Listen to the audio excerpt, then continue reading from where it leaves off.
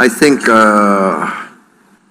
I followed my father, of course, my family. At that time, basically, my father was in exile, actually. So he was an opponent of President Sukarno, and so when President Sukarno was in power, my father, for political reasons, and then he left the country and we followed. And so wherever my father had to go, we went, and then that's why basically every 2 years we moved to a new country. Finally ending up in the United Kingdom in 1968. I returned back to Indonesia. At that time, of course, there was a political change. President Sukarno was replaced by President Suharto. My father was called back by President Suharto to serve in President Suharto's government, and I returned back to Indonesia in 1968. Well, you come from a very distinguished family. Your grandfather was a founder of a very notable bank, and your father was a brilliant economist who served Sukarno, but also was not afraid to try to make a change when he thought one was needed. Your father helped shape your philosophy. So, given your family background, how did they shape your economic thinking? I think you are correct, because you know my grandfather lived in the times of in the colony of Holland, of Netherlands. My father went to school in Netherlands and graduated there in economics, and so this was the 40s, right? And then of course we were in the middle of this great, let us say, upheaval, fighting for our independence. So my father came back, and at that time, to be very frank, most of the leaders of Asia, Africa, the leaders, the elite, were basically socialists. Because at that time, socialism, in fact even Marxism, communism, they were the movement that really advocated for freedom against the colonialists and the imperialists. I think that's why a lot of Asian, African leaders, movements of the young were practically left-wing, socialist. Many were communists, and my father was also a socialist in his young days. In fact, he was a leader of the Socialist Party of Indonesia. But then, I think what influenced him a lot was when he was by our leaders to New York, to the United Nations to represent Indonesia, lobby for Indonesia. And he was there, and there he made friendship with a lot of American leaders who basically were business leaders, who were capitalists. But many American capitalists in those days and leaders were also anti-imperialist and anti-colonialism. They were against all this colonial and imperialist movement, and America at that time was in the forefront of actually basically forcing the European colonial powers to decolonize. So I think that's my father got, and he was helped a lot by many American business leaders. He always talked of this Matthew Fox, I think. Matthew B. Fox. It was At that time, I think the founder of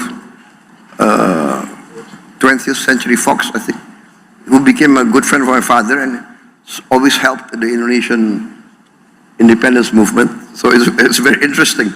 So when he came back from the US, in the early days of our independence, he became quite, I would say, even balanced.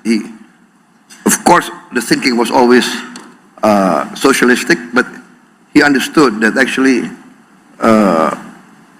capitalism, free enterprise, really had something that's very important. And that was his thinking. In the end, of course, I was a young boy. I said, "So, Father, what is the best economic system according to you, Father?" And he said, "Actually, the best economic system for us, for Indonesia, must be a mixed economic system. It must be, we must take the best of capitalism and the best of socialism." And I think this is now, I think it's growing to be the mainstream thinking.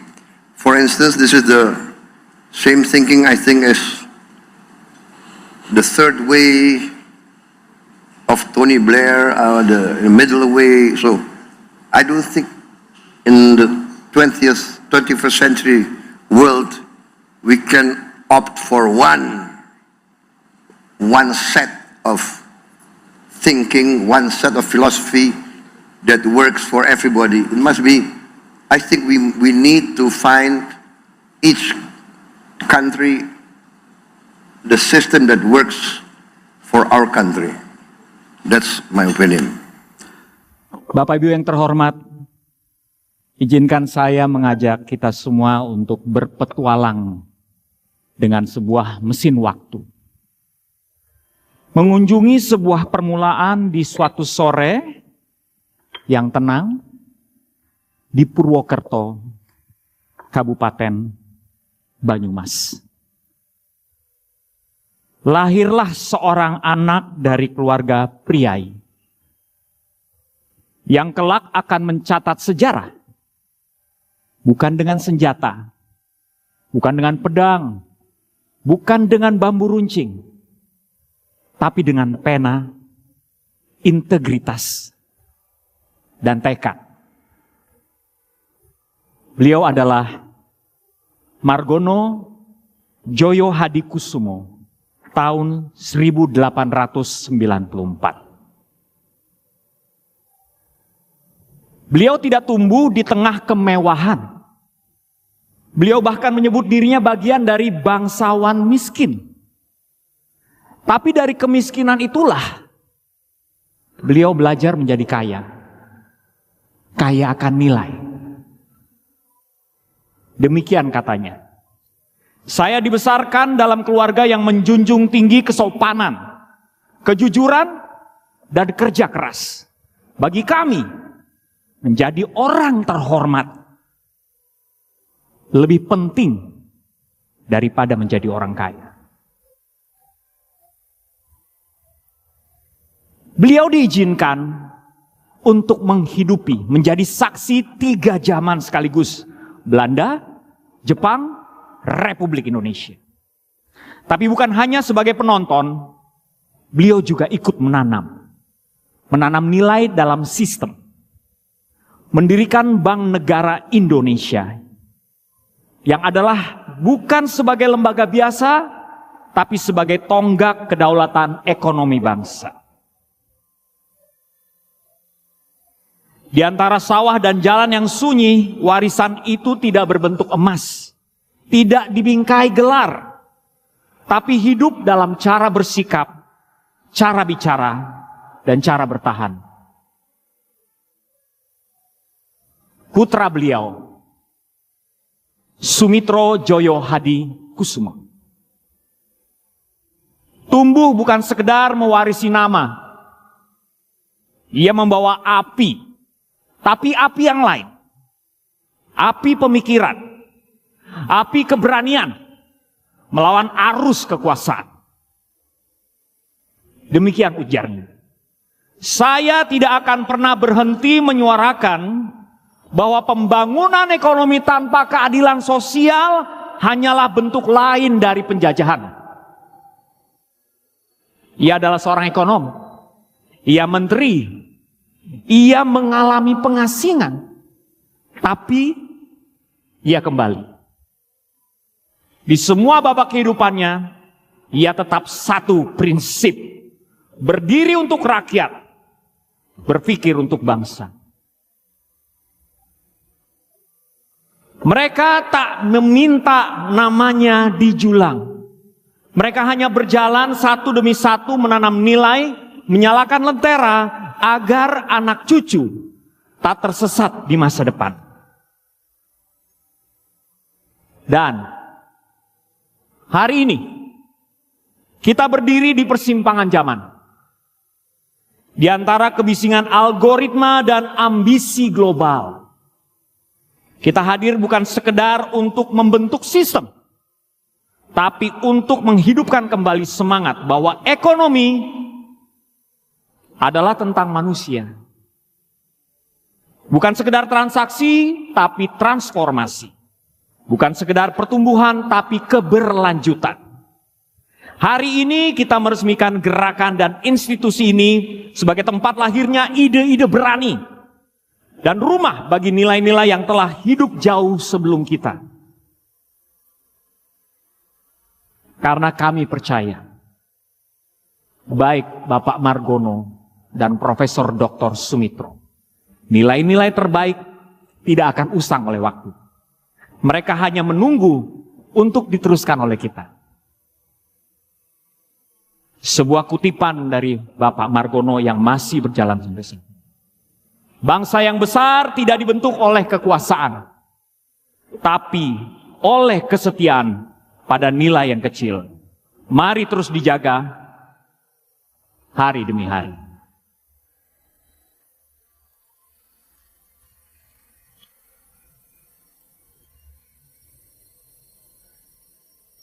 Luar biasa, berikan tepuk tangan yang meriah sekali lagi untuk Yosi Mokalu. Untuk sebuah monolog khusus yang sangat indah, yang memberikan banyak inspirasi untuk kita yang bersama-sama pada malam hari ini merayakan untuk 108 tahun Profesor Dr. Sumitro Joyo Hadikusumo. Bapak Ibu hadirin yang berbahagia, pada malam hari ini tak lengkap rasanya kalau kita tidak mendengar sambutan perwakilan dari keluarga dan juga memberikan sambutan pada malam hari ini untuk bisa menyapa Bapak Ibu semua yang hadir di acara Gala Dinner peringatan 108 tahun Profesor Dr. Sumitro Joyo Hadikusumo. Maka kami mohon dengan hormat kami mengundang Ibu Rahayu Saraswati Joyo Hadikusumo untuk menyampaikan sambutan mewakili keluarga besar Profesor Sumitro. Kepada yang terhormat Ibu Rahayu Saraswati kami persilakan Ibu.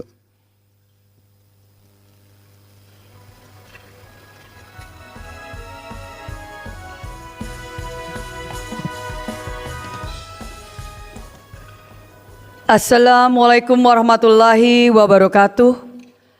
Shalom, Om Swastiastu, Sukihotu, salam sejahtera bagi kita semua. Selamat malam Bapak Ibu sekalian yang saya hormati. Bro aja deh, karena kita sama-sama muda. Bro Aryadin, saya sering manggil beliau Prof. Karena muda-muda sudah ngajar. Kalau di luar negeri itu terserah pencapaian apa, kalau misalkan udah ngajar, apalagi di kuliah, di kampus ya sudah profesor, kan kita manggilnya. So, Prof. Hari, thank you so much. Dan juga di sini hadir bersama dengan kita juga kawan saya, sahabat saya, staf sus presiden, Bro Dirga Yuza Setiawan, dan juga Bro Fahrul, sebagai chairman dari Indonesian Roundtable of Young Economists, all the anggota dari INRI, dan juga Bapak Ibu hadirin sekalian yang mohon izin, mohon maaf tidak saya sebutkan satu persatu, tapi semuanya tanpa mengurangi rasa hormat, sebenarnya semuanya VVIP, karena yang memang hadir di sini pada malam hari ini dari tadi sore bahkan adalah orang-orang yang terpilih, yang memang diundang, mendapatkan undangan langsung, dan bahkan majority terseleksi dengan menghadirkan sebuah tulisan, thoughts, pemikiran tentang Profesor Dr. Sumitro Joyo Hadikusumo dan pemikiran kawan-kawan, bapak-bapak, ibu-ibu sekalian untuk ekonomi Indonesia ke depannya. Saya izin pertama-tama mengucapkan banyak terima kasih kepada The Indonesian Roundtable of Young Economists (INRI) yang telah menginisiasi kegiatan ini sudah lama sebenarnya. Saya juga mau cerita bahwa awal mula pertama saya bertemu dengan kawan-kawan INRI, dan tadi saya sempat sampaikan, berhadapan dengan orang-orang yang luar biasa yang terlibat dalam pembangunan bangsa ini dari perspektif yang biasanya saya nggak pernah ada interaksi atau kaitannya, karena dunia saya dunia sosial. Dunia sosial, dunia aktivis perempuan dan anak, tiba-tiba dijeblosin di satu ruangan dengan ekonom. Saya jelaskan waktu itu dan saya jelaskan sekarang, bahwa somehow walaupun saya cucu beliau, tapi DNA pemikiran ekonomi itu skip. Nggak nyampe di sini. Beliau bukan hanya sosok seorang begawan ekonom, tapi bagi kami cucu-cucunya tentunya beliau opa. Dan mungkin di keluarga-keluarga lain, kalau udah anak cucu itu somehow ada legacy yang harus diteruskan. Tapi ya mungkin didikan beliaunya dan juga Oma Dora Sigar yang mendampingi beliau sampai akhir hayat berbeda. Karena saya melihat dari anak pertama Ibu Bianti Ningsih Jiwandono, lalu Mariani Lemaitre, lalu Bapak Prabowo Subianto, Pak D saya panggil beliau, dan ayah saya Bapak Hashim Joyo Hadikusumo. Tidak pernah ada, dan itu pun juga diteruskan kepada cucu-cucu, tidak pernah ada paksaan. Tidak pernah ada harus untuk menjadi ekonom atau teknokrat. Semua diberikan kebebasan. Itu legacy yang pertama. Dan itu saya teruskan kepada anak-anak saya juga. Kalau ngelihat foto-foto beliau, Bapak Ibu sekalian, satu saya melihat seolah-olah itu versi lebih tuanya kakak saya. Karena persis plek kakak saya, Mas Aryo, seperti opa. Tapi juga saya ngelihat langsung, astaga, anak saya nomor 1, Narendra Gabriel. Mirip sekali dengan beliau. Saya coba terapkan hal yang sama. Kalau misalkan ditanya, tadi ditanya juga di depan doorstop media, apa kira-kira legacy terbesar? Saya sampaikan satu, kesederhanaan beliau. Karena banyak yang berpikir bahwa hanya karena ayah saya sekarang sukses, bahwa kami tuh udah sukses dari dulu. Banyak yang gak paham bahwa Eyang Yud Margono dan Opa, walaupun ada keturunan darah priai, itu bukan priai yang punya duit. Dan beliau itu bukan tipe yang flexing, hidup sangat sederhana. Jadi jujur saya ini sebagai generasi keberapa yang saya kadang-kadang harus bertanya kepada kawan-kawan saya di dunia politik, ini seharusnya kita tuh harus seperti inikah? Inikah tuh yang saya maksud apa? Saya melihat rekan-rekan saya banyak yang kalau kemana-mana tuh kayaknya ekornya banyak banget gitu. Ini contoh aja, satu hal yang saya belajar dari opa saya dan saya belajar dari ayah saya, kayaknya nggak pernah mereka kemana-mana tuh ekornya banyak, nggak pernah. Ayah saya sampai hari ini, sampai sekarang kemana-mana yang ngangkut koper sendiri. Bahkan kalau sama keluarga ya dia yang ngangkut koper. Jadi ini pembelajaran yang berikutnya bahwa saya justru agak nggak familiar, aneh dengan perilaku yang berseberangan dengan itu. Yang istilahnya hanya karena kami seolah-olah keluarga apa, kemana-mana saya dibilang, Mbak sendirian. Bagi saya agak bingung, emangnya saya harus bawa orang? Dan itu yang kami dapatkan udah dari opa. Yang kedua menjadi legacy, tadi saya sampaikan, beliau itu ekonom. Tetapi bukan ekonom yang hanya talk the talk.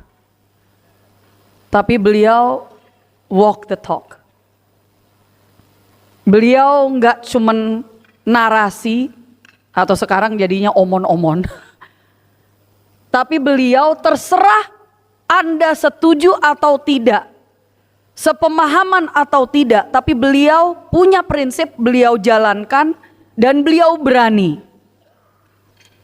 Nah ini yang ketiga yang tadi saya sampaikan juga di media. Beliau berani untuk punya prinsip yang walaupun itu artinya harus mengirim istri dan anak-anaknya untuk menjadi political exile di luar negeri. Dan tidak berjumpa dengan istri dan anak-anak bertahun-tahun. Demi yang namanya prinsip. Karena beliau waktu itu berpandangan berbeda dari pemimpin waktu itu. Karena Bung Karno membuka pintu untuk Partai Komunis, sedangkan beliau waktu bekerja dan belajar di Eropa melihat langsung dampak dari komunisme di sana dan Partai Komunis di sana. Dan beliau menyatakan saya tidak setuju. Dan karena beliau berbeda pendapat tentang itu, selama bertahun-tahun, anak-anaknya tidak bisa bertemu dengan ayahnya. Dan itu satu harga yang harus dibayar untuk pendirian. Saya setiap kali kalau ke makam beliau, hanya bisa menyampaikan, I hope you're proud. Saya hanya bisa berdoa, berharap dari manapun beliau melihat bahwa beliau bangga. Karena legacy yang beliau tinggalkan untuk anak dan cucu sebegitu hebatnya.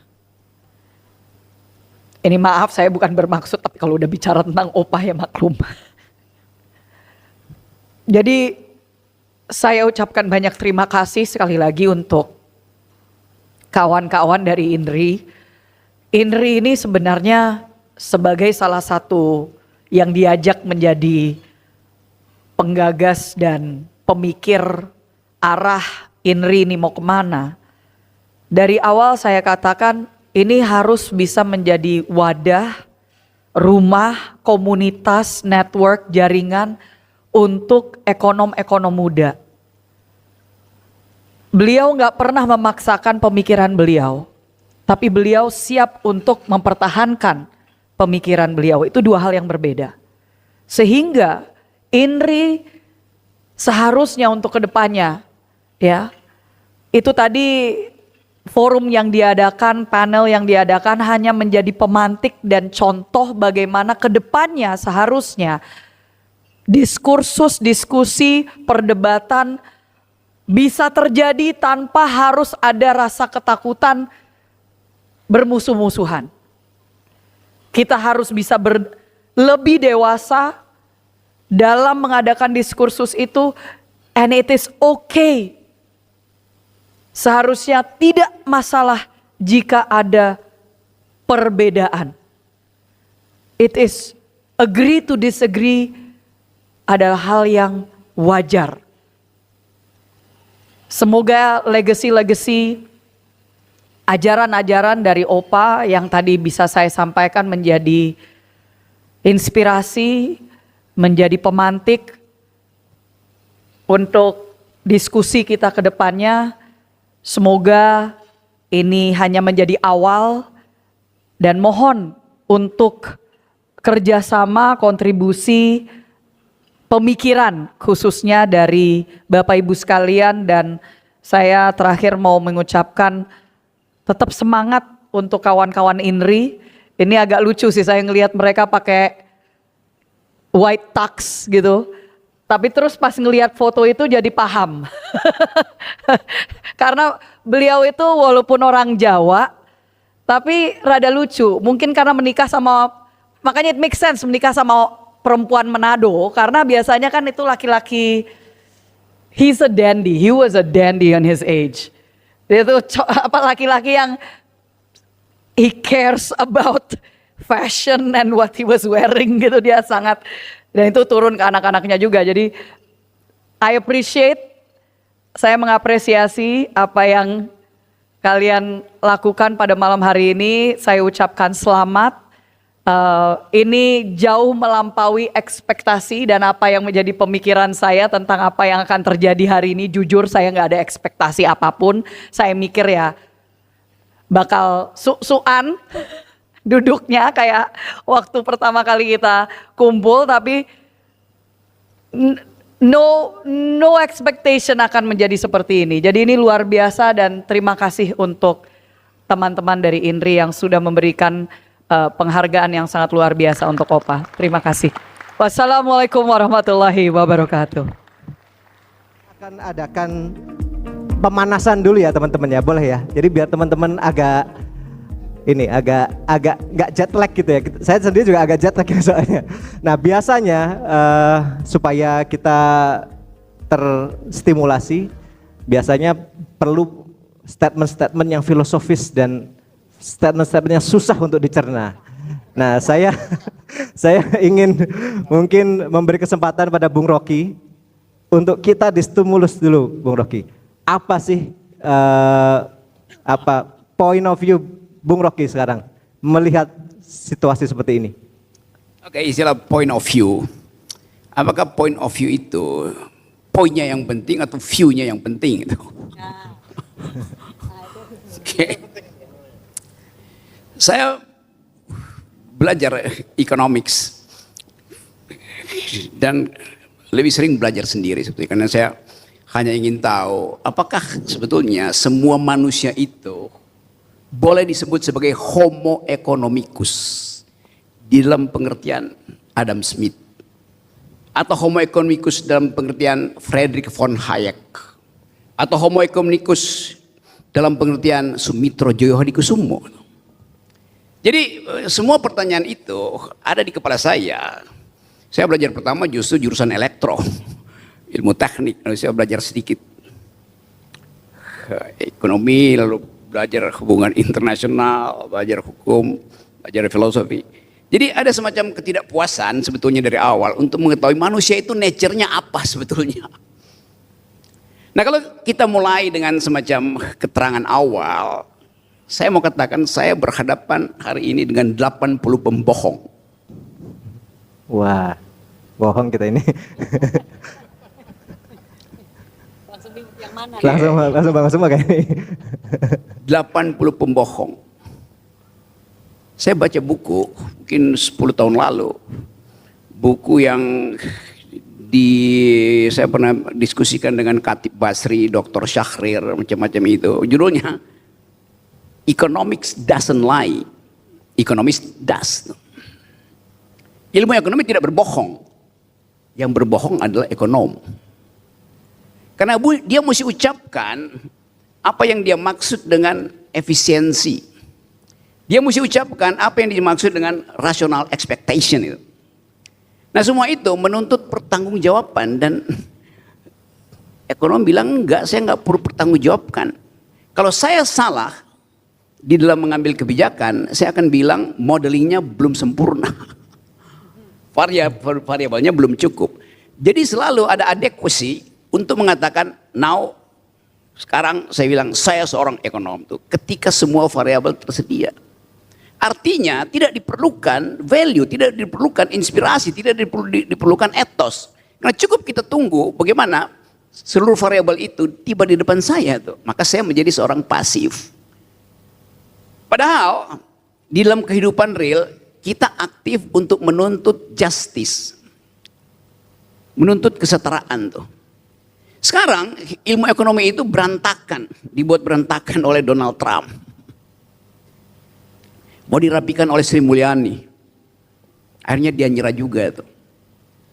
Jadi kita mulai melihat bahwa ada kesempatan sebetulnya untuk membangun satu markas pikiran baru yang basisnya adalah real life. Itu pentingnya kita belajar tentang sejarah ekonomi itu. Pak Mitro mengerti sejarah ekonomi. Pak Mitro pasti di awal abad 20 bergaul dengan para ekonom Prancis yang padat filosofinya tuh. Bicara tentang Fabian Society, ngomong tentang sosialisme awal tuh. Jadi saya bisa bayangkan bahwa Pak Mitro bukan homo economicus in optima forma. Ethics ada di dalamnya.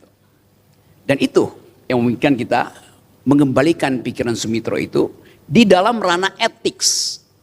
Jadi kalau disebut forum Sumitro ekonomik, mungkin Sumitro etoskonomik. Etoskonomik. Ada etosnya.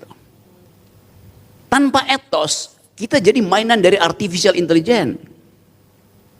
Gak ada poin pembicaraan kita hari ini. Semuanya bisa tersedia hanya dengan 2 kali klik.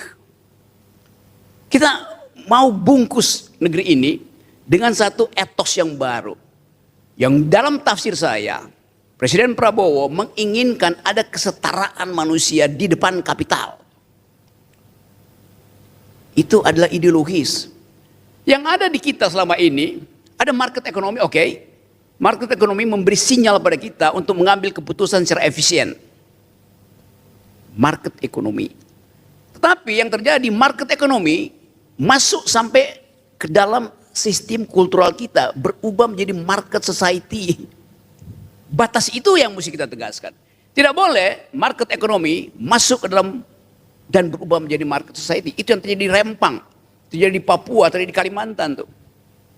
Karena ekspansi dari market itu hanya memungkinkan kita bergerombol di sekitar modal kapital yang bahkan kita tidak bisa akses tuh. Jadi saya mulai berpikir bahwa forum semacam ini mengingatkan kembali bahwa dari awal ilmu ekonomi itu bergabung dengan filosofi, bergabung dengan sosiologi itu. Siapa Adam Smith? Dia seorang ekonom, bukan. Pertama-tama dia ada filsuf moral. Siapa dia? Dia ada sosiolog itu. Belakangan modeling dia kita pakai itu. Siapa von Hayek? Apakah dia seorang neoliberal atau seorang libertarian? Oh iya. Tetapi dari awal dia hendak menghindari orang masuk dalam jebakan serfdom, perbudakan, road to serfdom. Kan itu bukunya kan. Tetapi kita mau lihat apakah manusia bisa mengembalikan fungsi evaluatifnya ketika berhadapan dengan technological society hari ini. Jadi sekali lagi sebagai pengantar itu kita mau tuntut satu upaya dari teman-teman ekonom muda untuk menghasilkan a new kind of mode of economic thinking itu. Kita bicara ekonomi oikos nomos, aturan di dalam oikos rumah tangga, sambil kita tahu bahwa peran perempuan di dunia ini 80% produk sembako kita dihasilkan oleh tangan perempuan di dunia. Tapi perempuan hanya 13% perempuan yang punya akses pada propertinya. So kalau kita bicara do you speak economics? Orang mesti tanya, do you speak feminist point of view in economics? Kan itu intinya tuh. Lebih dari itu, dalam keadaan hari-hari ini kita krisis lingkungan, orang nggak bicara lagi do you speak Chicago School, Cambridge School, Austrian School. Orang tanya do you speak environmental ethics? Jadi kita mau lengkapi pertemuan hari ini dengan sesi-sesi yang akan bertumbuh terus, supaya satu waktu kita bisa katakan bahwa cara kita mengakses pengetahuan pada akhirnya menunjukkan apakah kita moral person atau sekedar homo economicus yang sekedar mengejar rasionalitas. Saya kira itu sambil kita uji nanti apakah dalil saya bisa ditumbuhkan di dalam era hari-hari ini ketika semua orang sibuk dengan skincare. Saya lihat wakil presiden kita bagi-bagi skincare, padahal dia nggak butuh skincare, yang dia butuh adalah brain care. Kekurangan otak, kekurangan akal itu yang ada di kita tuh. Kan kita mesti uji lebih dari awal. Jadi kenapa kita mesti bicara begitu? Karena pada akhirnya yang kita sebut sebagai public policy adalah kapasitas berpikir dari pejabat publik. That's all. Assalamualaikum warahmatullahi wabarakatuh. Waalaikumsalam. Terima kasih. Oke, ini ya, poinnya adalah skincare, brain care, moral, rasional. Oke, Mbak Sarah, ini kayak related banget nih tadi feminis, skincare, moral, etika. Gimana kalau Mbak Sarah apa Mbak? Take statement. Saya harus menjauh dari itu sepertinya pertama. Ya, ini kalau misalkan ada something goes wrong, gue salahin lu bro. Iya. Membuat saya duduk di sebelah beliau waktu beliau menyatakan itu. Kursi panas. Nggak, tapi yang pertama saya mau mengucapkan banyak terima kasih untuk semua yang udah hadir ya di sini. Tepuk tangan untuk kalian semua. Thank you so much. Terima kasih atas kehadirannya. Sebuah kehormatan karena memang nanti akan ada kesempatan untuk kita bisa bicara lebih dalam sebenarnya tentang kenapa kita mengadakan kegiatan ini ya atau acara pada sore hari ini. Tapi yang pertama ini memang sesi nunggu semuanya hadir. kita sebenarnya iklan yang lewat. Tapi yang kedua saya senang karena apa yang tadi beliau sampaikan bahwa saya merasa tidak sendirian. Karena biasanya yang dibilang sebagai liars atau pembohong adalah politisi. Rupanya sore hari ini saya tidak sendirian karena semua yang ada di sini dikatakan juga pembohong. Ya kan? Jadi terima kasih untuk memberikan saya teman. Enggak, tapi sesuatu yang memang menurut saya apa tadi yang disampaikan itu kayak apa ya? Tanpa kita sadari, tanpa kita bicara sebelumnya, kita nggak ada pembicaraan sebelum ini, ada satu benang merah yang sama dengan apa yang ingin saya sampaikan. Karena memang satu agak aneh, tiba-tiba everybody doing something dengan nama beliau. Ya kan? Muncul semua semua jenis kegiatan acara dan istilahnya kayak agak garuk-garuk gitu. Kalau dari keluarga kami agak nanya, ini kemarin-kemarin kemana aja gitu kan? Kenapa baru sekarang? But saya salah satu yang percaya bahwa nothing is a coincidence. Pasti semua terjadi ada maksudnya. And if things are happening now, at the same time itu juga ada maksud dan tujuannya. Kalau misalkan ditanyakan, karena kembali lagi saya di sini bukan hadir sebagai ekonom. Saya sangat senang berada di dalam ruangan ini karena salah satu prinsip hidup saya, sebisa mungkin saya dikelilingi oleh orang-orang yang jauh lebih pintar daripada saya. And I'm sure, saya yakin seyakin-yakinnya, mungkin saya bisa ngomong sampai besok tentang persoalan sosial. Tapi kalau bicara tentang ekonomi, saya di sini memang sebagai pendengar. Satu hal yang tadi saya katakan sebagai benang merah yang saya terima dari apa yang tadi disampaikan oleh jadi Bung ya sekarang ya, Bung Rocky Gerung adalah tentang tadi kata etos. Apakah istilahnya etos ekonomikus atau apa tadi. Karena kalau ditanya satu legacy yang saya dapat dari Profesor Dr. Sumitro Joyo Hadikusumo adalah etos. Bukan hanya etos kerja, tetapi etos dalam berpandangan of how economy should be. Bukan bicara teori, tapi bicara ethos of how ekonomi berdampak kepada kesejahteraan rakyat. Kalau kita bicara ekonomi kerakyatan, itu kan ada etosnya. Ekonomi yang berpihak, bukan sekedar hanya teori. Jadi kalau misalkan ditanya kepada saya sebenarnya apa sih yang diharapkan dengan kegiatan sore hari ini atau apapun yang mau dilakukan dengan mengembalikan diskursus yang saya yakin sebenarnya di setiap fakultas ekonomi, that's what you do every day. Tapi kita ini udah sering kali mendengar dari kalau di TV-TV itu yang muncul analis politik. Biasanya nih kalau datang ngomongnya tentang politik. Tapi kita ini di ambang transformasi, era transformasi yang sangat membutuhkan pemikiran-pemikiran terbaik dari putra-putri terbaik bangsa ini, terutama yang kaitannya dengan apa? As simple as kalau anak Gen Z ya cuan. Ya.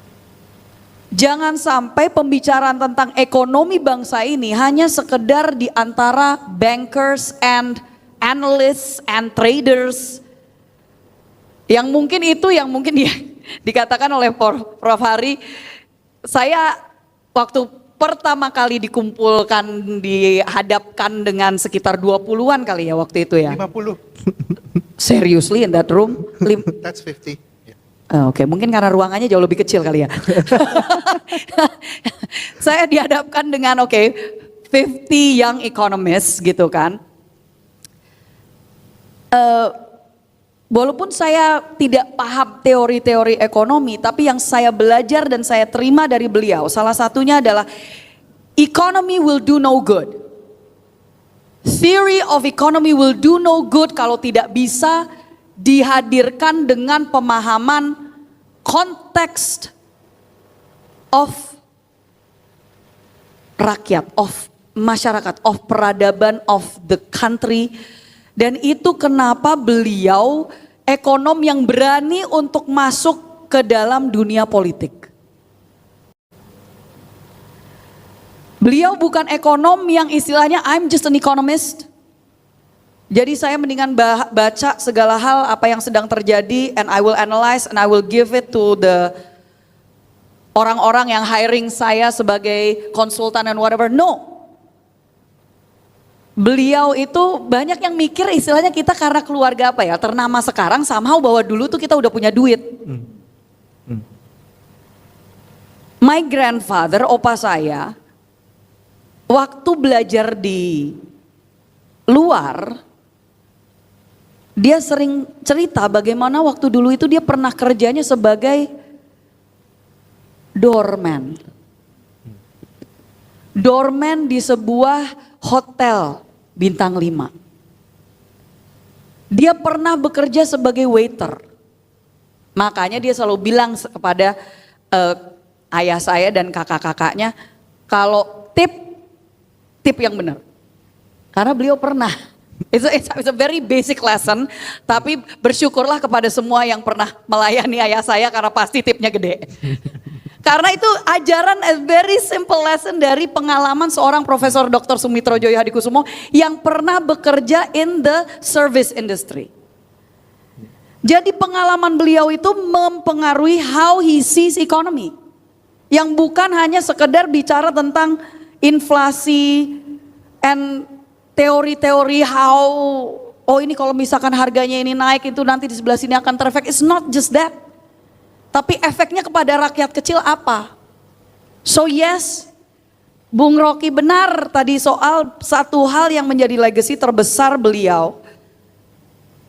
Satu, economy will do no good kalau tidak menggunakan konteks how it can affect Wong Cilik. And two, kita perlu ekonom-ekonom yang berani untuk masuk ke dunia politik, bukan berarti semua di sini terus habis itu masuk ke politik terus menghubungi saya untuk mencari jabatan. Mohon maaf. Udah banyak yang kayak gitu. Tapi kita memang perlu itu. Makanya saya sangat senang sekali waktu Fahrul and Prof. Hari and Leo and teman-teman dari yang sekarang kita sebut INRI, Indonesian Roundtable of Young Economists. Saya senang sekali kalau misalkan memang saya bisa bertemu lebih banyak lagi dengan other young economists yang muda-muda, yang punya pemikiran, yang punya semangat, punya kegelisahan, dan it's okay sepakat atau tidak dengan teori-teori beliau, that's not the point. Jadi makanya ada Bung Rocky Gerung diundang sebagai ya untuk kita ayo berdebatlah.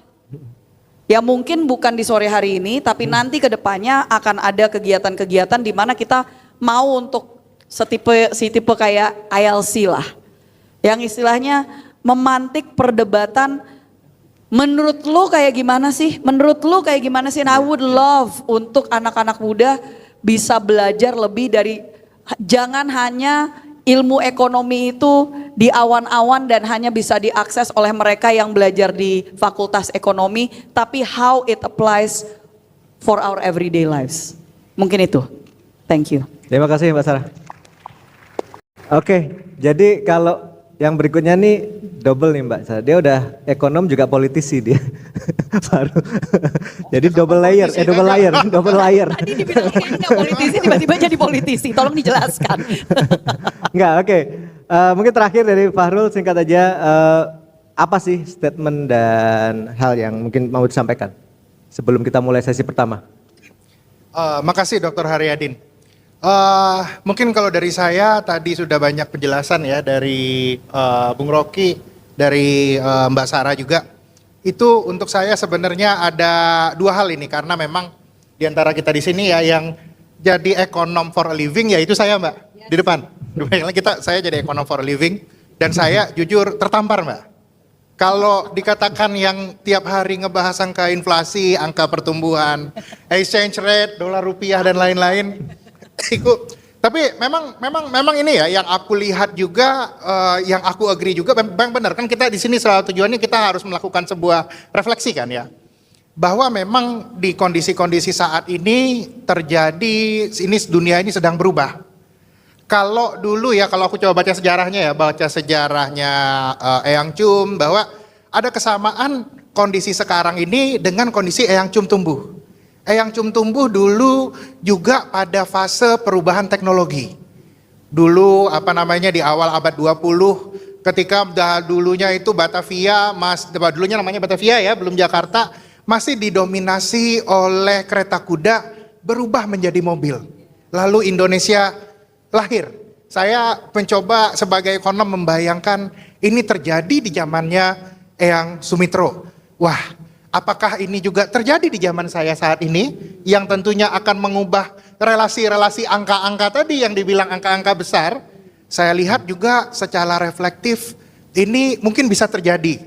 Dan ini karena itu aku bilang cerita tadi, terutama dari cerita Bung Rocky Gerung juga bilang terkait homo economicus yang mengejar rasionalitas. Yang aku lihat juga sekarang ini Bung Rocky, Kak Sarah dan Bang Adin, kalau semuanya memang mengejar rasionalitas dengan teknologi itu yang sangat tinggi, saya sebenarnya sebagai ekonom juga ada ketakutan tersendiri sebenarnya Kak. Ternyata AI ini makin canggih Mbak. AI ini makin canggih, ternyata apa jangan-jangan profesi ekonom ini juga akan hilang. Benar. Karena itu mungkin kalau ada yang aware, 1 bulan terakhir kerjaan saya bikin cerpen Mbak. Sudah nggak bikin analisa lagi, karena sebenarnya seperti Prof. Adin tadi cerita, bisa jadi keputusan investasi bisa dilakukan oleh AI dan lain-lain, and it change how we see the economics. Mungkin the economics, dan mungkin kalau menurut bahasanya Bung Rocky Gerung, memang sedang terjadi perubahan-perubahan ontologi sekarang mungkin Bung Rocky dengan kondisi yang sekarang, dan ini membuat kita memang, kalau aku memang melihatnya habis tertampar tadi, membawa saya itu merefleksi bahwa ini memang sudah menjadi waktunya kita untuk mulai membuka diri terhadap ide-ide yang baru. Bisa jadi ada berbagai macam ide dan kebijakan yang dulu berjalan dengan baik sekali, sekarang mungkin tidak. Nah, ini mungkin yang nantinya bisa menjadi pemantik diskusi ya, dan mudah-mudahan acara kita hari ini ya, yang dulu kita udah inisiasi, makasih banget supportnya Mbak Sarah, Kak Adin, dan nanti mudah-mudahan ini bisa kita lanjutkan. Mungkin kalau ini dari saya terakhir ya. Terima kasih Bapak Ibu semuanya udah datang. Selamat berdiskusi. Bismillahirrahmanirrahim. Assalamualaikum warahmatullahi wabarakatuh. Terima kasih Mas Haryadin atas undangannya. Dan saya ini juga cukup surprise ya minggu ini, seperti Mbak Sarah yang kaget, saya juga kaget. Kok ini semuanya kalau bahasa Jawanya ujuk-ujuk sumitro semuanya gitu kan.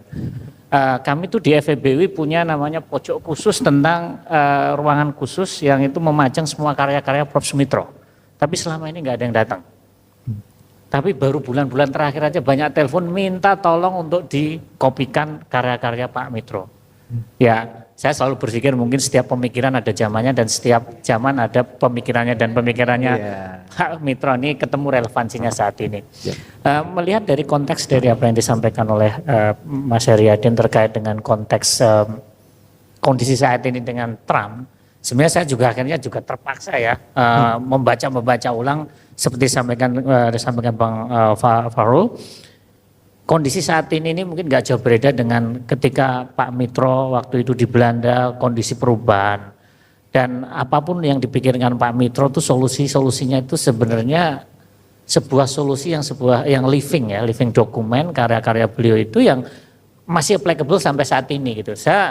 Ada 4 isu yang mungkin kita bisa melihat konteks saat ini dengan ketidakpastian di dalam perekonomian, Trump yang mungkin kita nggak bisa melihat secara logika ini seperti apa, tetapi kalau melihat dari pemikiran Pak Mitro, saya melihat ada 4 yang mungkin masih relevan sampai saat ini dan akan terus relevan saya rasa, karena beliau adalah seorang pemikir yang sangat futuristik dalam konteks pemikiran-pemikiran dan solusi yang diberikan. Yang pertama adalah negara hadir. Itu kan kata-kata yang sebenarnya sederhana, tetapi Pak Mitro selalu menyampaikan hadir dengan efektif.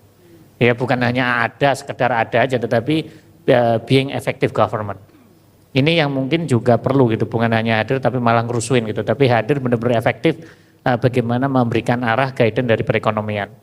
Yang berikutnya adalah Pak Mitro itu selalu fokus kepada bagaimana penguatan ekonomi domestik, proteksi yang terukur, dan selalu ada tentang integrasi global secara cerdas. Artinya kita tidak boleh menyerahkan diri kita dalam konteks global ini dari sistem penguatan domestik dulu dikuatin, tetapi kita jangan melupakan diri bahwa kita menutup diri. Tetapi kita tetap terbuka, integrasi secara cerdas. Dan yang 2 hal yang paling penting Pak Mitro itu yang selalu mendorong dengan karya-karya beliau itu adalah tentang penciptaan nilai tambah. Bagaimana proses hilirisasi sumber daya itu adalah sebuah proses transformasi ekonomi. Dan penciptaan nilai tambah itu selalu ditegaskan oleh Pak Mitro. Dan yang terakhir dari setiap tulisan-tulisan Pak Mitro adalah selalu menyampaikan mengenai pentingnya penciptaan lapangan kerja. Karena bagi ini adalah bagi human dignity kan. Oke lah, kita harus berpikir apapun, tapi Pak Mitro setiap karya-karyanya itu tidak pernah lepas dari kata-kata penciptaan lapangan kerja dan pemerataan kesejahteraan.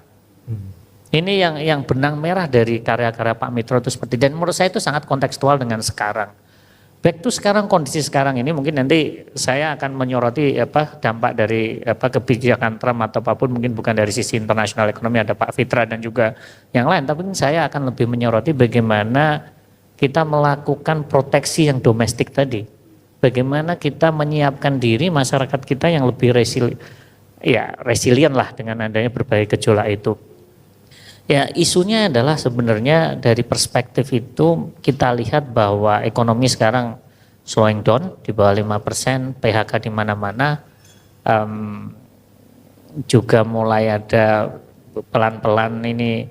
Saya sangat khawatir sih dengan kondisi ekonomi kita, most likely banyak prediksi atau itu kurang dari 5%. Tetapi bagaimanapun kurang 5% ini juga impactnya terhadap, Pak Mitro selalu ngomong ekonomi kerakyatan. Bagi saya rakyat itu ya walaupun semua rakyat, tetapi fokus kita lah bottom of 40, adalah yang di kelompok bawah.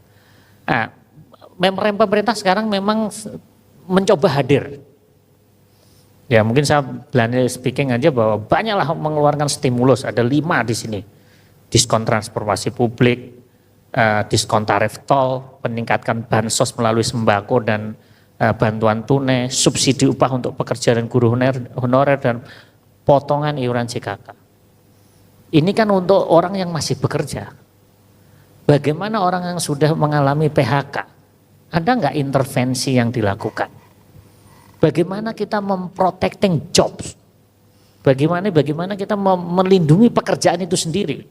Oke, kita melindungi orang, tetapi kita juga harus dua sisi.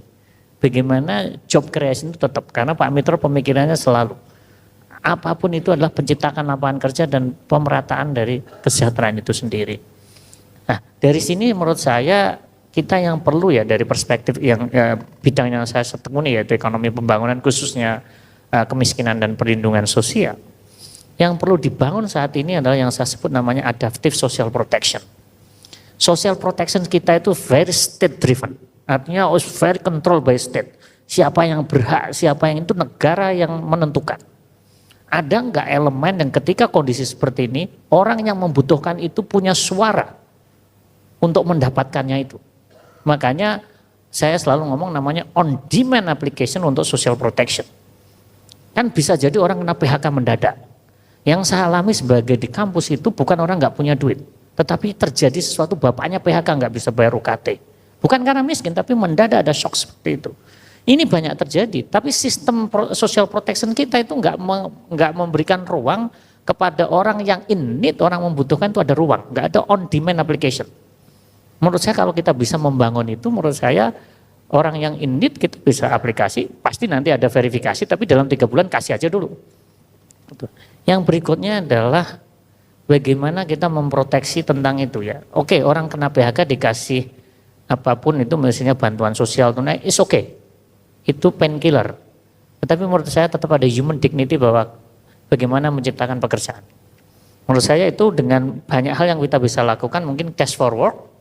Artinya mungkin isu tentang padat karya itu 20-25 tahun lalu itu suatu hal yang banyak dilakukan, tetapi nggak apa-apa kita lakukan di saat ini dengan mungkin model pekerjaan yang lain. Artinya saya di sini lebih condong bagaimana kita merespon dunia yang gonjang-ganjing ini, tapi kita menyiapkan di domestik ini bahwa rakyat kita masih punya as a human, punya dignity, masih punya pekerjaan, punya itu. Tapi kita masih bisa survive sebagai masyarakat. Mungkin itu yang bisa saya sampaikan. Terima kasih. Assalamualaikum warahmatullahi wabarakatuh. Terima kasih. Menarik ya, on demand ya, on demand. Baik, nanti kita akan coba elaborasi, Pak Dekan. Mungkin langsung lanjut ke Pak Fitra. Silakan Pak Fitra. Baik, terima kasih Pak Andin, Mbak Sarah. Saya baru diajarkan secara spelling yang benar nama Mbak Sarah Swati ya. Dipisah, jadi bukan Saras, tapi Sarah ya. Iya. Terus kemudian Bung Rocky, ya ini idola saya juga, Bung Fahrul, Bang Adin. Saya tadi ketika Bung Rocky bilang mengenai pembohong ya, saya teringat ketika istri saya bertanya, sebenarnya pekerjaan kamu apa sih? Pekerjaan saya membohongi orang lain. Karena itu tujuannya, kalau kita bicara ekonom, suka nggak suka, kita bicara mengenai angka dan kadang-kadang orang itu nggak ngerti. Dan pada akhirnya kita berbohong saja dengan angka tersebut. Most of the time. Tapi ini saatnya kita jujur, bahwa orang sudah terlalu lama dibohongi. Maka angka-angka itu harus didemokratisasi. Semua orang harus mampu untuk kemudian mencerna angka-angka tersebut. Nah kembali lagi ke pembahasan kita mengenai global economic turbulence. Apa yang disampaikan Trump itu, tarif Trump itu, tarif reciprocal. I have my PhD in international trade. Saya belum pernah seumur hidup diajarkan formula yang seperti itu. Saya tanya kepada profesor saya waktu itu tengah berkunjung ke Jakarta. Saya tanya, saya dari Jepang, profesor saya Sujiro Urata, Sensei, ini saya belum pernah mendengar formula seperti ini. Buku teks mana yang saya luput untuk saya baca? Tapi ternyata memang tidak ada. Makanya kalau dalam istilah khotbah Jumatnya, wa kullu bid'atin dolalah wa kullu dolalatun finnar. Apa yang disampaikan oleh Trump itu adalah bid'ah. Bid'ah itu nggak ada referensinya. Katanya kalau bid'ah berarti sesat. Kalau sesat masuk neraka. Harusnya Trump sudah masuk neraka sekarang. Karena bid'ah. Nah ini ada versi yang lain dari bid'ah, yaitu walid. Ya. Walid nak Dewi boleh. Nah itu bid'ah. Nah jadi dari situ kita melihat bahwa dunia yang sebenarnya berubah menjadi multipolar tiba-tiba berguncang. Hegemon ini tidak terima bahwa dunianya itu diambil oleh kompetitor yang lain, dalam hal ini China.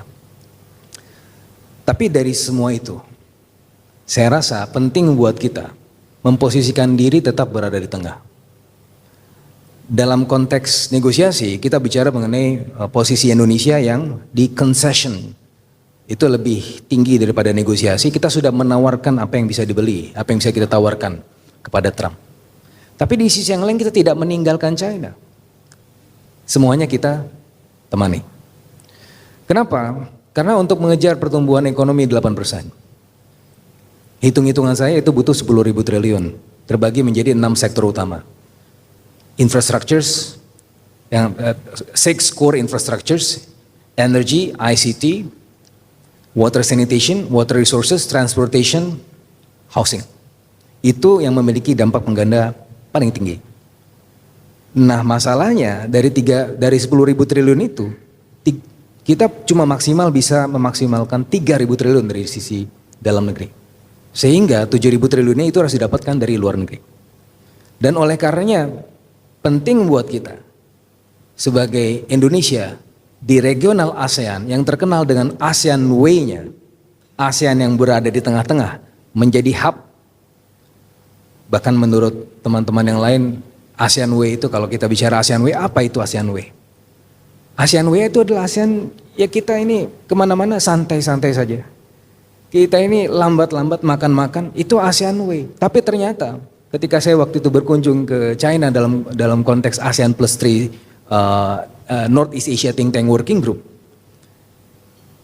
dari Chinese scholar dia bilang, we need your ASEAN Way untuk menyatukan Cina, Jepang, Korea Selatan.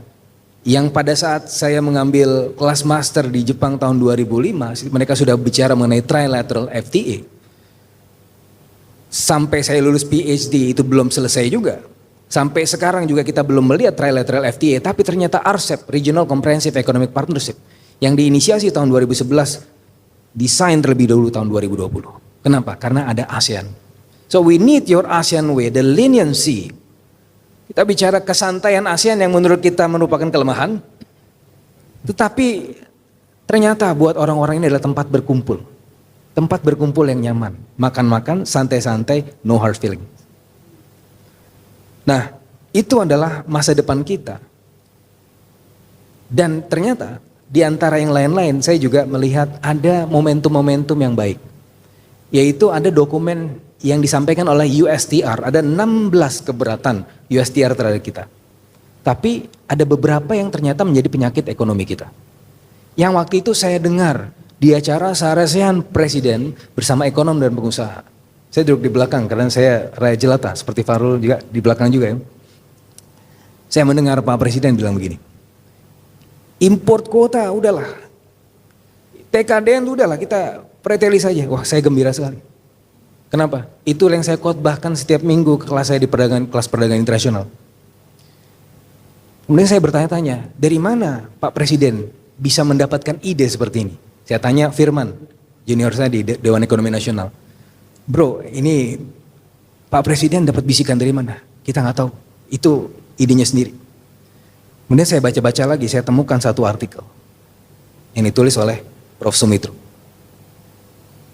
Kini saya menggarisbawahi bagian terakhir, yaitu guna menghilangkan keganjilan-keganjilan. Dengan kata lain, hakikat dan makna intervensi pemerintah dimaksud untuk menanggulangi dan meniadakan distorsi, dan bukan sebaliknya. Pengendalian kebijaksanaan yang terlalu mengandalkan perizinan, kuota, pembatasan, dan sebagainya senantiasa mengandung kecenderungan, mungkin saja dengan tidak disadari oleh penyelenggara-penyelenggara kebijakan. Dalam konteks impor kuota, there is the worst form of trade policies. Itu sudah ada di International Economics book, textbook yang ditulis oleh Krugman, pemenang Nobel di tahun 2008. Dia bilang ini adalah rent-seeking behavior. Dan Pak Prabowo bilang di forum itu, ini sumber ketidakefisiensian, sumber inefficiency, economic inefficiency. Yang mana itu merupakan mantra utama dari Prof. Sumitro ketika bicara mengenai economic inefficiency. Nah, tadi saya juga meresonansi apa yang disampaikan Pak Dekan, kita juga butuh ketahanan ekonomi. Untuk itu, maka kita perlu berpartisipasi ke regional production network demi meningkatkan industri kita. Ini terkesan suatu hal yang paradoks. Tapi saya sudah melihat, menulis tentang global production network, ternyata ketika kita bicara satu lagi yang disampaikan oleh Pak Prabowo mengenai TKDN. Ketika TKDN itu terlalu tinggi, itu menjadi juga sumber inefisiensi ekonomi sehingga tidak memuluskan usaha kita untuk berpartisipasi dalam jaringan rantai produksi global, global production network. Akhirnya kita ditinggal dengan Vietnam. Yang dulu ketika saya kerja di ADB Institute tahun 2011, kami tulis ASEAN 2030 Studies, kita masih mengelompokkan Vietnam dengan klaster CLMV, Kamboja, Laos, Myanmar, Vietnam, klaster tertinggal. Tapi sekarang tiba-tiba dia sudah menjadi macan baru di ASEAN. Ketika orang berbicara ASEAN, tidak bisa luput dari kinerja Vietnam. Apa yang mereka lakukan? Terintegrasi dalam regional production network. Apa yang mereka lakukan? Menipiskan TKDN-nya. Karena ketika kita melihat TKDN sekarang yang terlalu tinggi, secara korelasinya justru tidak positif terhadap industri kita. Yang terjadi malah deindustrialisasi. Nah, mungkin TKDN-nya adalah TKDN yang mungkin ya tidak semuanya kita lakukan, tapi ada TKDN yang terbatas. Tapi among other things, ternyata untuk menjadi lebih industrialized, kita harus lebih terhubung. Dan oleh karenanya Pak Sumitro tahun 1988 berbicara dengan pada saat itu Pak JB Sumarlin kalau tidak salah. Saya lihat kutipan-kutipan artikelnya. Menyampaikan ide mengenai pembentukan holding BUMN yang sekarang kita kenal sebagai Danantara. Yang tidak ditangkap pada saat itu atau belum ditangkap mungkin karena belum kelihatan relevansinya sebagaimana yang kita lihat tahun 1988 itu ada Pakto 88, Paket Oktober 88, liberalisasi ekonomi yang mana pada saat itu kita juga melihat ekonomi membuncah, membumbung tinggi. Mungkin pada saat itu pelaku-pelaku atau pelaku kebijakan belum melihat kepentingan untuk melakukan itu. Tetapi yang ditangkap ternyata oleh Malaysia dengan kasanahnya. Baik, Pak Fitra, mungkin bisa Siap. dipercepat. Ini terakhir. Ya. Oleh karenanya pada akhirnya terakhir kita juga harus melihat bagaimana pemikiran-pemikiran Pak Sumitro itu memang pemikiran-pemikiran di zaman yang lampau. Tapi mudah-mudahan menjadi mercusuar jalan kita ke depan. Terima kasih. Terima kasih. Baik, kita lanjut ke Prof. Badri Munir Sukoco, silakan. Terima kasih Pak Adin. Assalamualaikum warahmatullahi wabarakatuh. Salam sejahtera buat kita semua.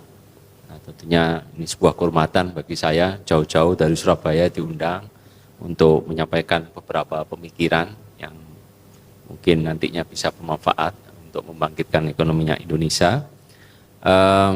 Terkait dengan geopolitik global yang saat ini terjadi, semuanya bermula atau berawal bersumber dari national interest negara masing-masing. bagaimana memakmurkan negara masing-masing. Termasuk tujuan dari bangsa kita memajukan kesejahteraan umum, itu bagian dari.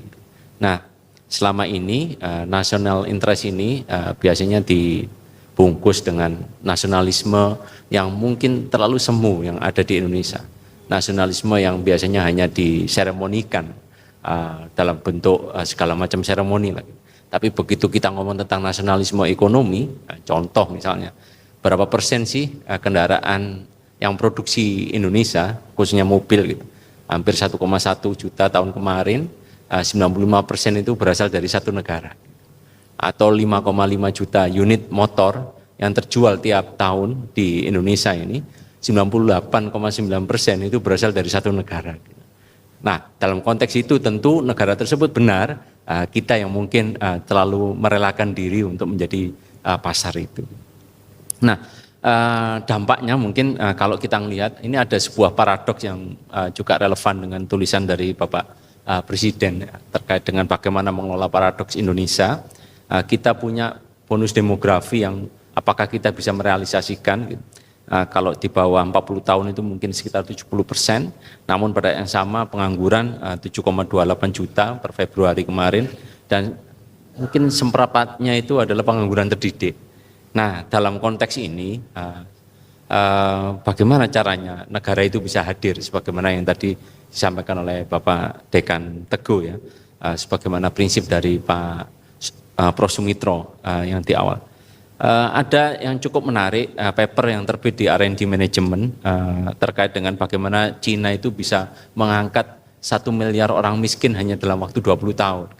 Mereka bukan menggunakan institution driven policy sebagaimana yang kita pahami bahwa mereka menggunakan industrial policy terus kemudian selesai, atau mungkin kita yang mencoba menggunakan market driven policy sebagaimana Amerika bahwa pasar yang nantinya paham, pebisnis yang akan menyediakan, tapi mereka menggabungkan institution led market driven policy. Memang negara memberikan arahan, misalnya dengan Made in China 2025, ada 10 industri strategis yang tahun 2025, 40% ekspor Cina itu akan berasal dari situ. Pada saat yang sama, agar industri-industri yang ada di Cina itu bisa berkembang, mereka menyediakan pasar di awal. Saya masih ingat tahun 2021 itu saya menulis terkait dengan bagaimana kebijakan Cina membuat MRI, alat scan kesehatan yang hasilnya itu berasal dari USO University spin-off, kemudian mewajibkan National Insurance Health mereka agar tidak membayar layanan jasa kesehatan kalau tidak menggunakan MRI itu. Sehingga secara nggak langsung hanya dalam waktu beberapa tahun mereka sudah catch up dengan presisi yang diberikan oleh MRI merek dari negara-negara maju, karena mereka memberikan pasar gitu. Itu institution led market driven policy. Nah, menanggapi apa yang disampaikan oleh Pak Fitra tadi terkait dengan perlu nggak industri strategis itu ditetapkan di Indonesia? Menurut saya perlu gitu, karena domestic market kita itu selama ini hanya menjadi pasar dari negara-negara lain gitu. Nah, tadi sudah disebutkan beberapa, ada transportasi, kemudian juga ada energi, ada pangan, ada kesehatan. Kesehatan ini juga cukup besar, pangan juga begitu. Ada catatan saya yang terkait dengan pangan. Mungkin yang hadir di sini paham bahwa biaya produksi bagi petani kita itu mungkin 25% itu berasal dari bibit. Nah, bibit ini kita nggak punya kedaulatan, kemandirian, karena itu kita serahkan pasarnya ke negara lain. Kenapa kita nggak meminta para saintis kita, para pemuda kita untuk membuat itu, gitu, dan dijamin oleh negara, gitu. Maksudnya dalam tanda kutip ya, maksudnya berapa persen itu bisa dilakukan. Kalau kita melihat juga apa yang dilakukan oleh institution market led driven policy-nya China, gitu, kita tahu bahwa China punya BUMN, mungkin ada yang bisa nebak berapa? Hampir 180.000 BUMN. Kalau BUMD itu hampir 900.000. Gimana caranya? Ternyata beberapa BUMN atau BUMD itu sebenarnya titipan sekitar 20% saham yang dari pemerintah. Contoh misalnya yang saya sering bahas terkait dengan Hefei di Cina, mereka punya lahan besar sekali, industrial estate, tapi para pengusaha yang mau invest di situ tidak usah beli tanahnya. Ini adalah miliknya pemerintah daerah, kamu bangun aja dengan 75 tahun konsesi, Anda nggak perlu bayar untuk tanahnya untuk membangun pabrik, tapi 75 tahun itu dikonversi menjadi 20% saham dari BUMD tersebut. Itu kalau di level kota, kalau di level negara juga sama seperti itu. Dengan seperti itu, negara akan semakin bisa mendiversifikasi, tidak hanya tergantung pada sektor-sektor yang sangat tradisional yang menjadi andalan BUMN atau BUMD kita. Dari dulu ya jualan air, dari dulu cuma mainan uang dengan jasa layanan perbankan ya. Terus yang kedua yang ingin saya sampaikan, McKinsey kemarin menyampaikan cukup menarik, enterprising archipelago, bagaimana propelling productivity for Indonesia. Cukup menarik bahwa produktivitas kita dalam 10 tahun terakhir itu hanya 3,1. Kalau ingin maju menjadi negara maju di tahun 2045 harus naik 4,9 kali. Gitu. Gimana caranya? Gitu. Tadi pagi juga saya tulis di Republika terkait dengan perusahaan skala besar yang punya pendapatan, punya pegawai di atas 250 itu kurang less than 13.000 di Indonesia. Kalau skala sangat besar, perusahaan yang punya omset 200 juta di Indonesia kurang dari 400 saat ini. Bagaimana pekerjaan formal akan bisa disediakan kalau perusahaan besarnya maupun sangat besarnya itu sangat kurang di Indonesia. Idealnya menurut McKinsey itu kalau yang sangat besar dengan omset di atas 200 juta itu harus tumbuh 4 kali lipat dari kondisi yang sekarang, dan pada saat yang sama yang skala besar yang punya pegawai di atas 250 itu harus tumbuh menjadi 40.000 dari kondisi yang sekarang 10 ribuan, 10 sampai 13 ribuan. Nah, caranya bagaimana? Saya membayangkan Pak Rocky, Pak Sarah, Pak Adin, Mas Farul, selama ini anak muda itu lebih banyak menjadi passive player di ekonomi kita. Kalau misalnya saya mengacu pada apa yang dilakukan oleh Cina, mulai tahun 2010, mereka tahu anak muda ini perlu disalurkan energi fokusnya, tidak hanya mainan TikTok atau melihat TikTok scrolling dan lain-lain. Mereka harus diaktifkan, reaktivasi peran dari pemuda ini. Misalnya kalau misalnya kabupaten, ada 547 kabupaten kota di seluruh Indonesia atau 38 provinsi, apa permasalahan utama dari kabupaten atau kota Anda? Dilombakan tiap 3 bulan. Itu yang dilakukan oleh Cina. Di level kabupaten itu ada lomba, di level provinsi itu menyelesaikan masalah provinsi, di level nasional menyelesaikan masalah nasional. Misalnya bagaimana kita meningkatkan kemandirian alat kesehatan. Ketika kita punya orang yang gagal ginjal tiap tahun 3,5 sampai 5 juta. Dan semuanya kita impor dari luar. Nah itu level nasional. Kalau di level daerah mungkin bagaimana kita menyelesaikan masalah sampah. Gitu. Yang mungkin tiap hari 1.680 ton kalau di kota kami. Gitu. Bagaimana itu bisa turun menjadi 700 ton. Terus kemudian circular economy itu bisa jalan dan seterusnya. Terus kemudian menurut saya kalau misalnya BUMD di daerah itu tidak mampu untuk injek modal, Danantara berperan di situ. Jadi menurut saya Danantara tidak hanya bermain di level yang gede-gede, tapi injek itu. Kalau misalnya tiap 3 bulan itu ada perusahaan baru yang muncul hasil dari kompetisi tadi, dan saya yakin anak muda ini perlu direaktivasi daripada rame di warung kopi, daripada rame di TikTok dan lain-lain. Beri mereka mainan, beri mereka media untuk beraktif, mengaktifkan potensi yang mereka miliki, menyelesaikan masalah ini, masalah bangsa. Dan itu saya rasa sangat doable dengan kondisi yang dimiliki oleh Kabinet Merah Putih di bawah kepemimpinan Bapak Presiden Prabowo untuk melakukan itu. Terima kasih. Mungkin itu yang bisa saya sampaikan. Terima kasih. Terima kasih, Prof. Tadi mulai sekali. Terima kasih. Terakhir dari Bu Rima, silakan. Ya. Assalamualaikum warahmatullahi wabarakatuh. Salam sejahtera buat kita semua. Terima kasih sekali atas kesempatannya. Selama saya duduk di sini dan jadi pembicara terakhir ini kayaknya semua udah dibicarakan gitu ya. Dari sisi social protection, kemudian dari sisi trade-nya, kemudian dari sisi industri dan juga lain-lain itu. Tapi saya tergelitik ketika pertama kali tadi Bung Rocky bilang gitu ekonom ngomongin angka. Tapi sebenarnya ekonom itu nggak semuanya kayak gitu. Jadi nggak semuanya ngomongin cuma makro. Jadi ada macam-macam juga ekonom. Bahkan sekarang ada tumbuh gerakan-gerakan yang mau nggak menganggap kalau GDP itu satu-satunya ukuran keberhasilan suatu negara gitu ya. Tapi sebenarnya ini balik lagi tadi apa yang disampaikan sama pembicara-pembicara sebelumnya, negara hadir gitu. Bagaimana masyarakat bisa menikmati dari hasil-hasil pertumbuhan itu sendiri. Jadi apa sih maksudnya 8%? Apa sih maksudnya kalau misalnya tidak mencapai 5% gitu. Nah jadi yang saya mau lihat sebenarnya dari situ, kebetulan background saya beruntung bisa mengalami transisi dari dunia development di mana kita ngomongin tentang pembangunan isu-isu sosial, kemudian bisa bekerja di institusi yang lebih banyak ngomongin makro. Jadi saya mau melihat sebenarnya bagaimana sih persepsi mikro dan makro ini sebenarnya banyak sekali gapnya.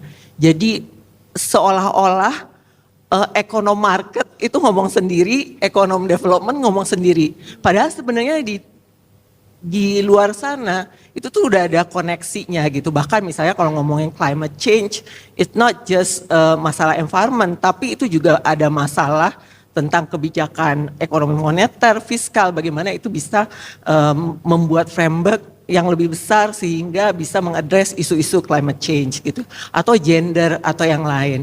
Nah ini yang sebenarnya mungkin forum-forum diskusi ini bisa lebih mengkonek gitu ya, isu-isu sosial dan juga isu-isu makroekonomi ini jadi setara gitu. Dan satu lagi sebenarnya dari dibalik kebijakan Trump ya, selain yang masalah tarif ini kan ada juga isu-isu di mana dia banyak menarik grant-grant yang diberikan oleh Amerika ke banyak negara termasuk di Indonesia, dan itu sebenarnya berdampak. Misalnya beberapa program tadi waktu hadir di sini saya sempat ngobrol sama salah satu teman gitu ya. Kalau climate change atau isu-isu yang kesehatan yang besar-besar, mungkin donor yang lain masih banyak. Tapi ada banyak-banyak isu yang sebenarnya mungkin jadi tidak tersentuh gitu.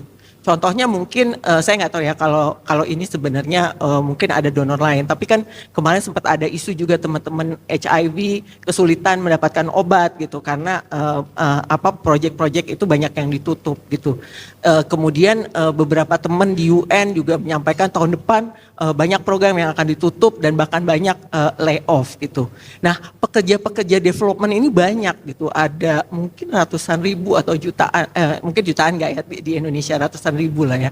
Selama ini mereka nggak apa-apa karena di development itu walaupun mereka bekerja informally, kontrak by kontrak, tapi standar hidupnya lumayan. Nah ketika mereka kehilangan pekerjaan, jadinya sebenarnya agak sulit juga nyari pekerjaan karena mereka masuk ke sektor yang real juga mungkin skillnya nggak pas gitu ya. Sementara project-project development juga nggak terlalu banyak. Nah ini juga jadi issues gitu yang sebenarnya nggak pernah juga muncul sebagai dampak lain dari kebijakan Trump di Indonesia gitu. Bagaimana nasib-nasib pekerja, dan nggak semua pekerja ini levelnya tinggi ya. Jadi mereka punya salary yang cukup, tapi nggak juga gitu kan.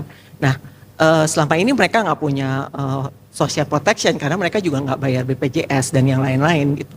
Nah, jadi kehadiran itu sebenarnya menurut saya harus skopnya luas gitu, dan kalau ngomong ekonomi juga luas gitu. Kita nggak cuma ngomongin dampak tadi di inflasi, tapi inflasi itu sebenarnya gimana sih? Karena di dalam inflasi itu dibilang misalnya, oh oke, inflasinya turun berarti daya beli turun. Nggak juga kan? Karena di dalam misalnya core inflation ada emas gitu yang harganya terus naik. Kemudian kita juga nggak bisa bedain tuh misalnya di inflasi itu sebenarnya karena harga yang tinggi atau demand yang turun gitu. Karena pasti ada cost push inflation, ada demand pull gitu. Nah itu kan susah dibedain. Jadi dan data yang sekarang kayaknya agak sulit gitu untuk dipisah-pisah. Jadi sebenarnya isu ekonomi sendiri lebih kompleks dari itu, dan isu dari kebijakan-kebijakan Trump itu juga lebih luas ketimbang dari cuma misalnya dampaknya terus pasti akan menurunkan ekspor Indonesia misalnya, atau kita akan kebanjiran produk-produk China gitu karena misalnya mereka nggak bisa jual di Amerika, tapi dampak dari itu apa gitu lebih luas gitu, misalnya siapa sih pekerja-pekerja yang terdampak, atau justru mungkin masyarakat itu diuntungkan karena produk China banyak masuk, kita bisa akses produk-produk yang lebih murah gitu. Nah, secara umum dampak itu ya balik lagi ya, it's suatu yang mungkin kita perlu bisa perdebatkan gitu ya. Jadi dampak itu sebenarnya seberapa jenisnya dan luasnya gitu. Dan yang terakhir, kebetulan kan karena saya kerja di real sector, jadi saya juga bertemu banyak dengan misalnya orang-orang yang mau berinvestasi gitu ke Indonesia. Jadi beberapa bulan yang lalu saya sempat diskusi dengan semacam agen yang membawa investor-investor Cina ke Indonesia gitu. Dia bandingin misalnya Indonesia dengan Vietnam gitu. Dia bilang ternyata saya baru tahu juga gitu. Ternyata salary di China dan di Vietnam itu jauh lebih mahal daripada di Indonesia. Terus kemudian tapi nggak semuanya mau tetap investasi di Indonesia gitu, walaupun misalnya labor cost-nya murah. Karena ada biaya-biaya yang lain yang lebih mahal. Kemudian juga ada kepastian hukum yang kebijakan yang ya mungkin karena kita punya banyak ministry, lain ministry, punya banyak pengambil kebijakan. Jadi kadang-kadang banyak kebijakan-kebijakan yang overlapping itu. Nah itu juga membuat investor jadi discourage gitu. Nah jadi hal-hal yang semacam ini sebenarnya perlu juga gitu untuk ya walaupun kalau ekonom pasti prescriptionnya ada structural reform gitu ya, institutional reform gitu. Tapi kan nggak kayak gitu juga ya. Jadi mungkin ya mungkin through discussion semacam ini kita bisa petain gitu sebenarnya kebijakan-kebijakan apa sih yang sangat overlapping, kemudian yang blunted yang bisa kita benahi, kemudian dijadikan rekomendasi. Ini loh yang utama yang harus. Kayaknya dari saya segitu aja. Maaf, saya agak random karena yang lain semuanya udah dibahas sama yang sebelumnya gitu. Jadi sekian dulu. Terima kasih. Terima kasih Bu Rima. Saya coba ambil satu aja dari keempat pembicara tadi yang menarik. Satu ini dan ingin saya coba mintakan komentar dari Bung Rocky. Kalau saya melihat sebenarnya yang menjadi tantangan Indonesia adalah apakah kita cukup lembam dalam mengambil kebijakan ekonomi yang pragmatis, yang adaptif terhadap kebutuhan gitu. Karena demokrasi kita ternyata nggak selembam itu gitu, nggak semudah itu untuk mengambil kebijakan. Dan itu juga mungkin yang membuat Trump menjadi seolah-olah semacam diktator di negara yang super demokratis gitu. Karena dia merasa jangan-jangan Amerika nggak bisa compete dengan Cina karena Cina sangat lembam dalam mengambil kebijakan. Sementara Amerika harus melewati berbagai institusi yang berat-berat itu untuk mengambil satu kebijakan. Sementara Cina bisa 100 kebijakan dalam sehari mungkin. Nah ini gimana Bung Rocky? Menurut Bung Rocky apakah kita selain harus berubah fundamental ekonomi kita, tapi juga demokrasi kita mungkin juga harus kita pikirkan gitu. Jangan-jangan demokrasi kita yang membuat ekonomi kita seperti ini. Oke, jangan salahkan sesuatu yang udah kita pilih secara final itu democratic polity itu. Waktu kita mulai melakukan lompatan mengikuti Rostow, kita juga punya problem yang sama itu. Pak Harto lakukan deepening sehingga semua mesti diproteksi, substitusi impor. Konsekuensinya apa? Enggak boleh ada yang cerewet, karena itu stabilitas diperkuat. Tapi kita mulai hitung hari-hari ini, kalau kita bandingkan, betul Trump mengambil semacam diskresi dia sebagai presiden di dalam sistem yang demokratis dan akhirnya dia dibatalkan oleh gabungan kepala daerah yang dipimpin oleh gubernur New York. Pengadilan memutuskan bahwa yang dilakukan Trump itu bertentangan dengan konstitusi itu. Kan diputuskan minggu lalu tuh. Soal tarif, soal proteksionisme itu. Ya. Jadi dia punya patokan. Ini bertentangan dengan konstitusi yang kemudian dikaitkan hak dari konsumen Amerika itu dibatalkan oleh Trump. Selesai problem. Jadi di situ ada perdebatan. Di kita tidak ada perdebatan soal itu. Kan itu intinya kan. Tadi Teguh ucapkan hal yang bagus itu bahwa kalau publik dalam demokrasi, kita sebut siapa yang ngomong teori entitlement, Amartya Sen, yang mau mengambil konsekuensi dari demokrasi, yaitu keputusan dari kelompok yang paling kecil itu dimungkinkan bila dia punya representasi melalui tempatnya Mbak Sarah itu. Jadi itu konsekuensinya kan. Kalau saya bayar pajak, oke, pajak saya mau dipakai buat apa? Saya mesti tahu sampai kemana pajak itu saya pakai. Walaupun saya nggak mau bayar pajak, karena bagi saya pajak itu adalah cara biadab untuk mempertahankan peradaban. Mana ada orang mau dipajak?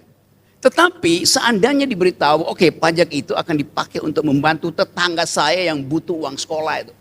Oke, masuk akal buat saya. Jadi entitlement saya itu terwujud karena ada poin tadi itu. No taxation without representation. Nah ini yang mesti diajarkan sebetulnya pada partai-partai politik itu. Jadi mungkin satu waktu forum semacam ini kita buat, yang datang di sini adalah bupati-bupati ini, apa namanya itu, para bupati, wali kota segala macam. Ya. Supaya idenya nyatu sama itu. Nah kita tidak didesain untuk menghasilkan kebijakan yang tanpa alas konstitusi kan. Sri Mulyani oke, ya Sri Mulyani problem fiskal dia suruh diselesaikan di Bank Indonesia, bagaimana mungkin coba? Jadi ada paket berpikir yang kacau itu. Kalau kita melihat datanya, dari mana kita punya data? Semua kementerian datanya beda-beda tuh. Zaman ibu tadi di dana reksa dulu. Dulu tahun 80 awal sampai 90-an itu cuman ada 3 lembaga riset yang datanya saya percaya. 1 adalah LP3S. 3 ada LP3S, 2 adalah Kompas, 1 adalah dana reksa. Dana reksa collecting data itu bahkan untuk dipakai oleh politisi dia percaya. Sekarang bagaimana kita percaya ini data yang beredar itu, ini data apa yang kita mau pakai untuk mengambil kebijakan politik tadi kan. Jadi sekali lagi kita mau asuh forum ini itu.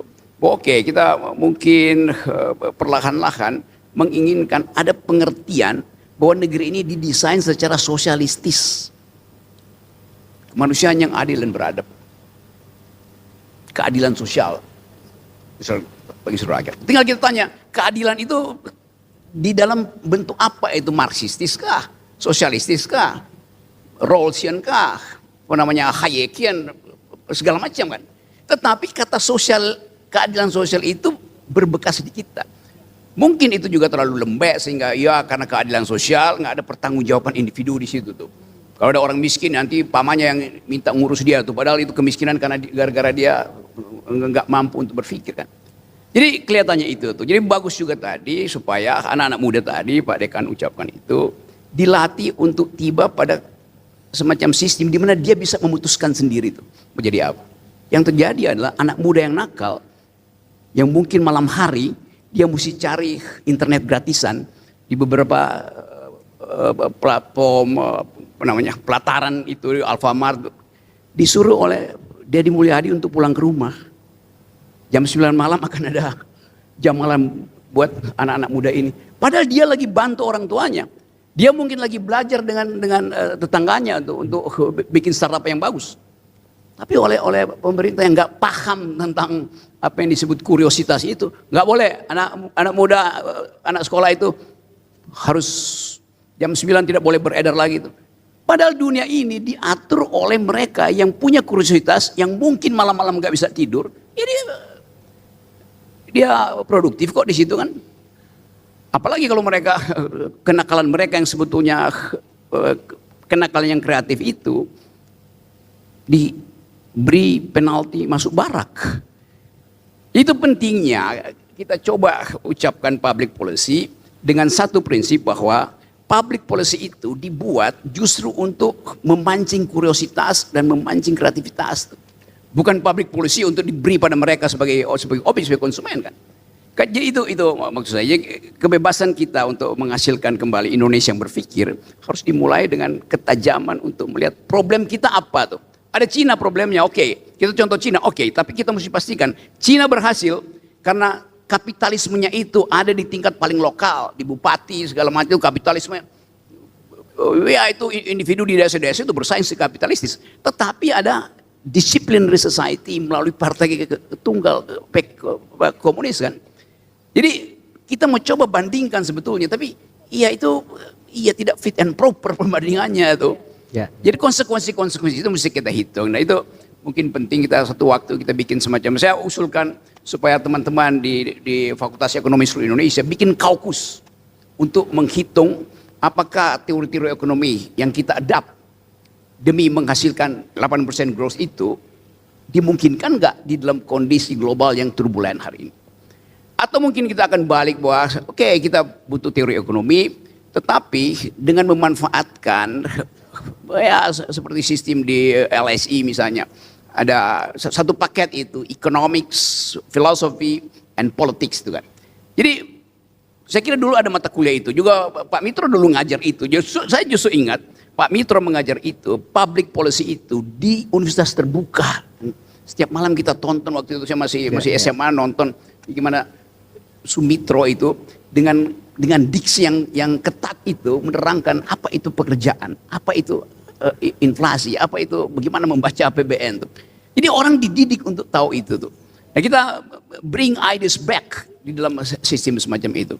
Jadi mungkin nanti forum ini akan memfasilitasi semacam upaya membuat a new kind of curricula yang di dalamnya ada aspek metodologi ekonomi, tetapi ada variabel sosial, ada variabel environment, ada variabel gender di situ, supaya dia satu paket. Bahwa Bappenas bikin itu, tetapi itu nggak dipahami oleh bupati-bupati di daerah itu. Saya banyak bertemu dengan mereka dan seolah-olah mereka buta huruf bahwa oke, pendapatan kami segini 3 triliun, ada yang 7 triliun, kami mau bikin ini. Iya, tapi nggak dituntun oleh satu paradigm itu.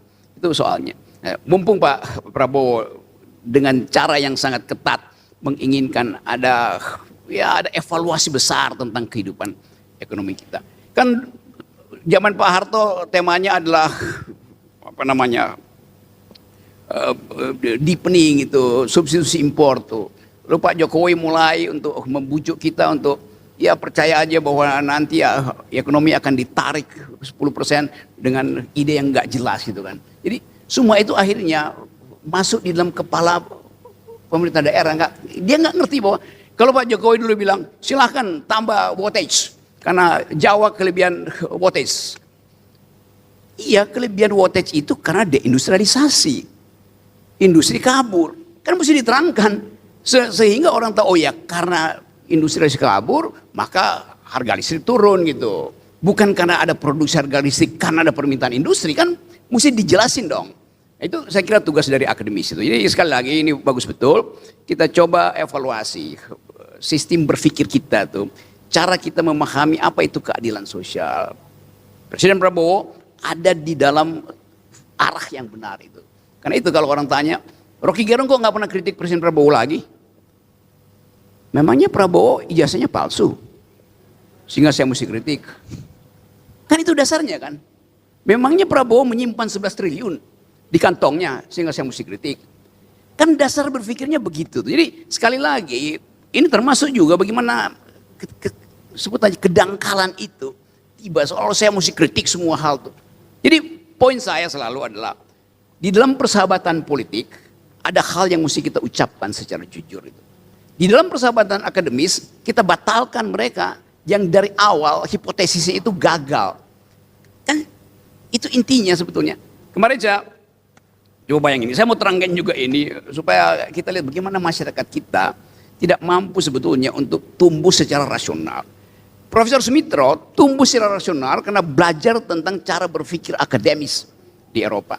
Dia tumbuh secara ideologis karena dia menginginkan apa yang dia pelajari itu tumbuh di dalam sistem politik kita. Maka dia bekerja sebagai teknokrat, junto politician melalui Partai Sosialis Indonesia itu. Kan dasar-dasar itu ada di kita kan.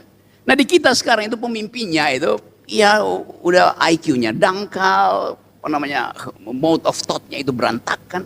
Tapi terus-menerus pamerin di Instagram, di TikTok segala macam bahwa dia bertemu dengan rakyat. Kan palsu itu. Kita nggak lihat perdebatan di talk show. Saya hadir banyak talk show, tapi kan dangkal semua kan. Nah, saya ingin supaya forum ini jadi semacam the only intellectual tank di Jakarta minimal tuh.